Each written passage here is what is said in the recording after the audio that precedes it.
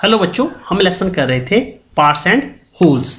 तो अब इसमें जो है नेक्स्ट क्वेश्चन है एन ओल्ड वुमेन्स विल। अब इसमें क्या है, एक ओल्ड वुमेन है, उसके पास 19 कैमल्स हैं, तो एक दिन बीमार होती है, बट वो उसकी जो डेथ हो जाती है। अब उसने अपनी बिल में क्या लिखा, बिल का मतलब होता है वसीयत।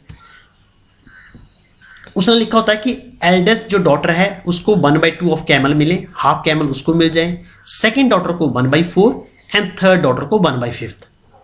अब 1/2 का मतलब क्या है, आधा। अब 19 का आधा कैसे हुआ, 19 का मतलब है 9.5। 9.5 तो 9.5 कैसे करेंगे, ये कैमल को तो आधा काटना पड़ेगा। अब ये तो है नहीं कि कोई टॉफी हो, चॉकलेट हो, बनाना हो तो जिसको हम हाफ कर रहे हैं, तो वो तो हो नहीं पाएगा। तो अब यहां पर क्या होगा, फिर क्या हुआ, वो काफी देर तक कंफ्यूज रही कि कैसे काटे कैसे करें। फिर एक आंटी आई, फिर उन्होंने उस समस्या को हल किया। तो मैंने इसे क्वेश्चन के फॉर्म में लिखा हुआ है, आप ये पूरी कहानी लिखोगे, इस तरीके से आप जो है क्वेश्चन को करोगे। One woman has 20 camels. She gave half camels to eldest daughter, 1/4 to second daughter, and 1/5 to the third daughter. So question बनेगा how many camels each daughter got. Eldest daughter को कितने दिए, हाफ। तो 1/2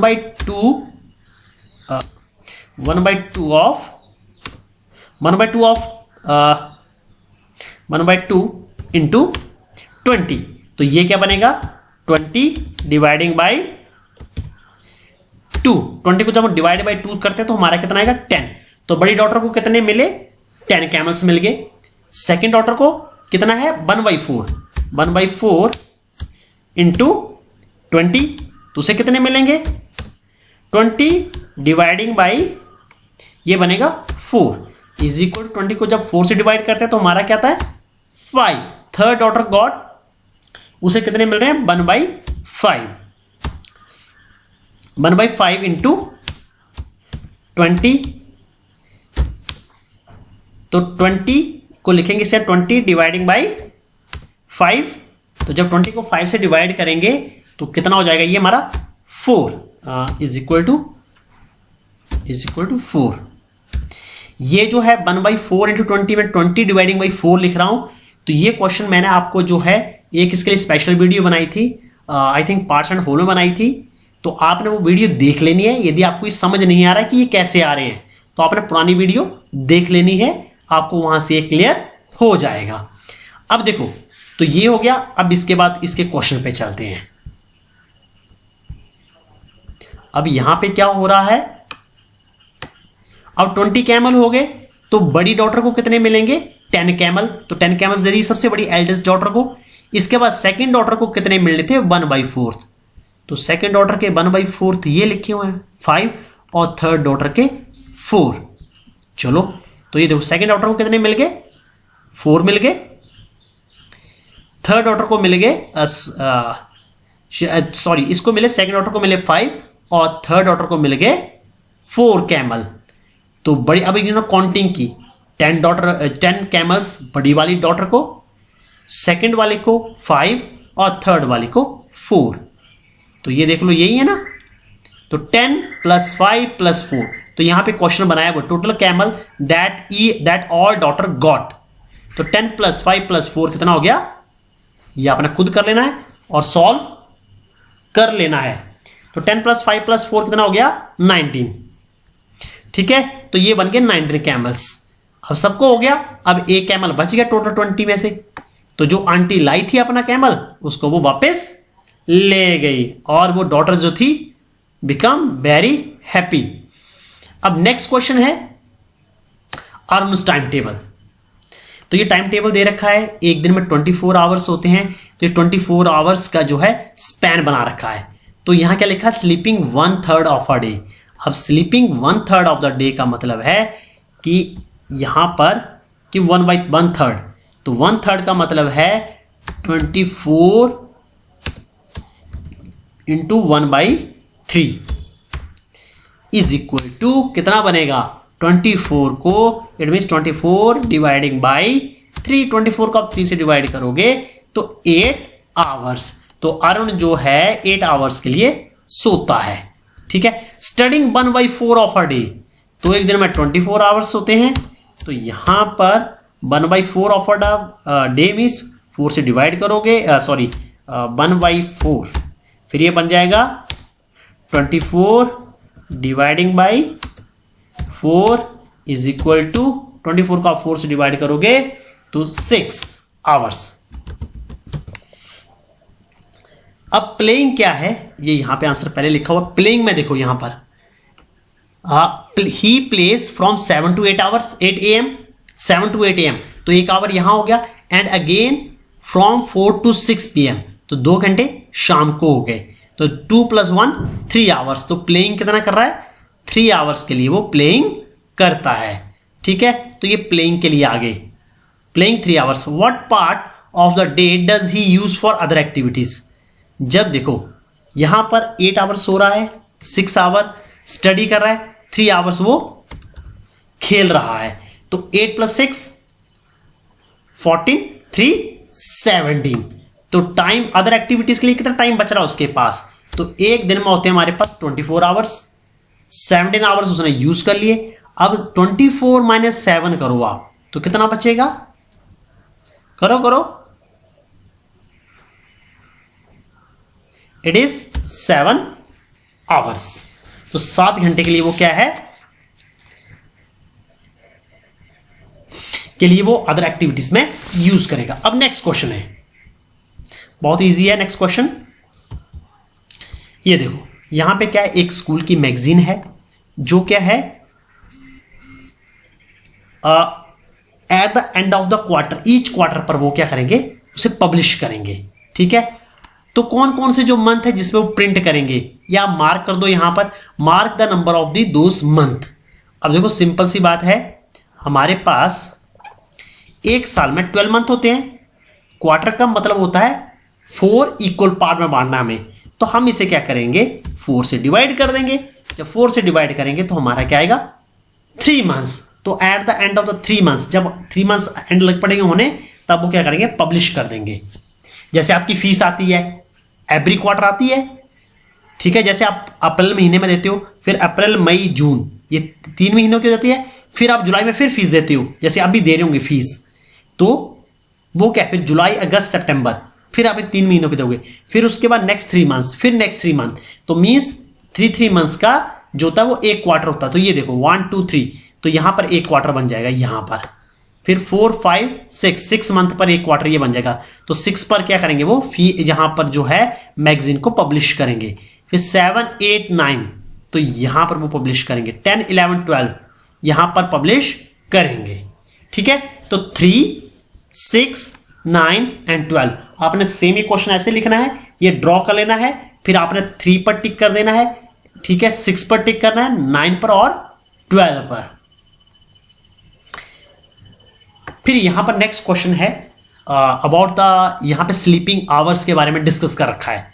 तो सबसे ज्यादा सोने वाली में जो फेमस कहानी है वो रामायण के एक हमारे जो करेक्टर है कुंभकर्ण, उसकी जो है उसमें सुनने को ये आता था कि वो half of a year mean 6 महीने के लिए सोता था और 6 महीने के लिए जागता था। ठीक है, तो यहां पर उसकी उनकी जो स्टोरी दे रखी है। अब जो है इंसानों के ऊपर कैसे है, तो इसका मैंने क्वेश्चन बना रखा है, आपने सिंपल ही अपने क्वेश्चन के वाली फॉर्म में ही लिखना है।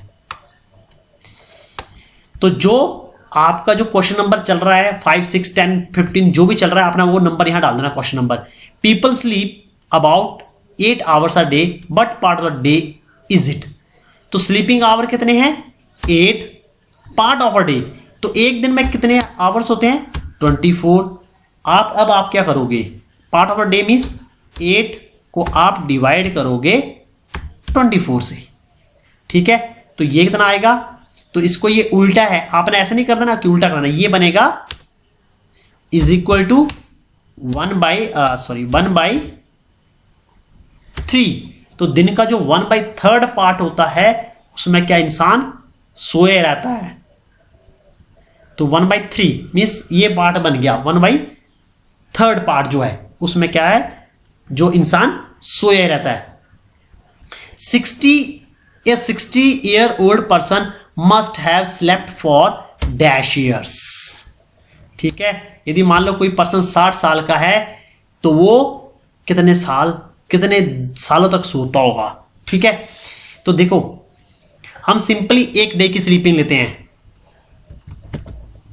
स्लीपिंग आवर ऊपर से निकालिए, sleeping hours in a day. एक दिन में कितने हैं? 8 आवर्स। ठीक है, इसके बाद यदि 8 आवर्स है एक दिन के, तो 1 मंथ के कितने बनेंगे, या फिर हम 1 ईयर के निकाल लेते हैं। 1 ईयर के कितने निकलेंगे? Sleeping hours in a year, in a year में कितने होंगे? 365 डेज हैं, इंटू 8 करो मल्टीप्लाई, कितना बनेगा? 365 इंटू 8।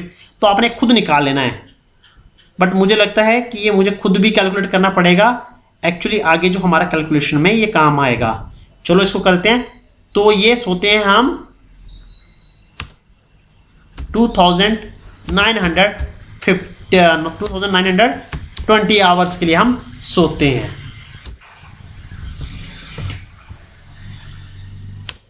ठीक है, तो इस तरीके से आप जो है 60 ईयर्स के लिए भी निकाल सकते हो। ठीक है, ईयर में आ गया, अब आप 60 ईयर के लिए निकाल लो।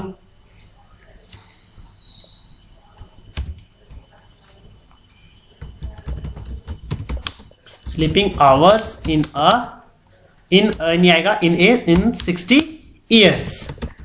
60 ईयर्स में कितना आ जाएगा? यदि एक साल में इंसान इतना सो रहा है, देखो हम यहाँ पे नॉर्मली 365 डेज ले रहे हैं।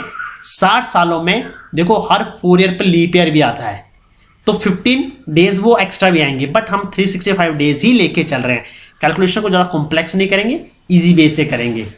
तो 60 डेज क्या आएगा? 360 हमारा एक साल के आगे 2920 इंटू 60।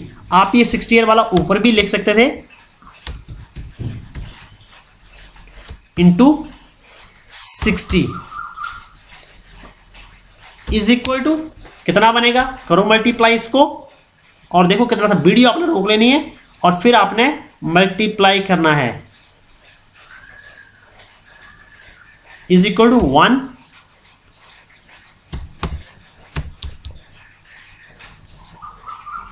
1,75,200 आवर्स के लिए सोता रहता है। देखो हम अपनी जिंदगी में कितना सोते हैं। जब आप 60 ईयर्स के हो जाओगे तब आप इतने घंटे सो चुके होंगे। एक साल में देख लो, एक साल में हम कितना सो लेते हैं? लगभग 3000 आवर्स के लिए हम सोते हैं। और इतने ही घंटे आप खेलते भी होंगे, या इससे थोड़े कम घंटे जो आप खेलते हैं। हम कितना टाइम वेस्ट करते हैं। अब इसके बाद है, तो ये तो हमारे निकले आवर्स। अब आवर्स को हमें किस में कन्वर्ट करना है? ईयर में। तो ये आप खुद कन्वर्ट करोगे। कैसे कन्वर्ट होगा मैं आपको बता रहा हूं। ये आवर्स हैं, आवर्स को पहले आप डे, और डे को डे से करोगे आप, फिर डिवाइड करोगे से, पहले आप 24 से डिवाइड कर लेना। ठीक है, तो ये बन जाएगा हमारे डेज बन जाएंगे, और फिर 24 को आपने 365 से डिवाइड कर देना है। तो आपका बन जाएगा वो हमारे जो हैं ईयर बन जाएंगे। यदि आप इसे 24 से डिवाइड करोगे तो ये हमारे लगभग जो है 8000 के आसपास या 7000 या 8000 के आसपास आएगा आंसर। फिर उसको आपने 365 से डिवाइड कर देना है, तो हमारे बन जाएंगे ईयर, कि हम कितने साल के तक सोते रहते हैं। ये था। इस तरीके से एक और तरीके से भी इस क्वेश्चन को कर सकते हैं। वो मुझे लगता है क्वाइट ईजी होगा। एक मैं सेकंड तरीके से बता रहा हूं। देखो, पार्ट ऑफ द डे 1/3। ठीक है, हम 1/3 पार्ट तक सोते रहते हैं। तो 60 का, फिर हम यहां पे इस क्वेश्चन को ऐसे भी लिख सकते हैं, sleeping year that passed in year passed during sleeping. वो वाला जो मैंने मेथड बताया वो थोड़ा सा लंबा हो जाएगा। तो 60 है, तो 60 का जो 1/3 है, 60 इंटू 1/3, इज इक्वल टू 60 का जो 1/3 होगा वो उतना टाइम हम क्या करेंगे, सोने में बिता देंगे, उतने साल हम सोने बिता देंगे। तो ये आ जाएगा 60 dividing by 3 is equal to 60 आपने किया तो 20 ईयर्स। डायरेक्ट ये आंसर आ गया। तो आप ये ऊपर वाला जो मेथड है इसको मत फॉलो करना, ये आपके लिए थोड़ी कैलकुलेशन लंबी कर देगा।